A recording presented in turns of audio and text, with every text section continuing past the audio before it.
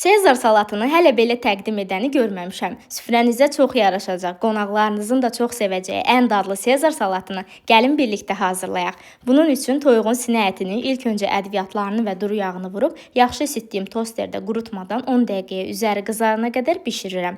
Daha sonra sosu üçün 2 xörək qaşığı mayonezin üzərinə duz, istiyot, yarım limon suyu, 1 diş sarımsaq və rəndələnmiş parmezan pendiri əlavə edib qarışdırıram. Salatı təqdim edəcəyim boşqaba kahını əlimlə iri hissələrə bölüb əlavə edirəm. Siz eyni qaydada iceberg kələmindən də istifadə edə bilərsiniz. Sosu kahının üzərinə əlavə edib hər tərəfinə gələcək şəkildə yaxşıca qarışdırıram. Üzərinə isə qızartdığım toyuq ətini yerləşdirirəm. Salatı süfrəyə fərqli təqdim etməkdə isə köməyimə Grenk markasının müxtəlif dadlarda olan duru yağda qızardılmış suxariləri çatdı. Mənim salat üçün seçimim isə dadını çox sevdiyim acılı növü oldu.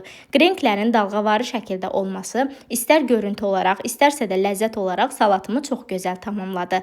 Grenklə salatın ətrafına düzdükdən sonra doğradığım pomidorları da yerləşdirib ən sonda üzərinə pendirini də rəndələyib salatımı sonlandırıram. Hələlik daha maraqlı reseptlər üçün səhifəmi izləməyi unutmayın.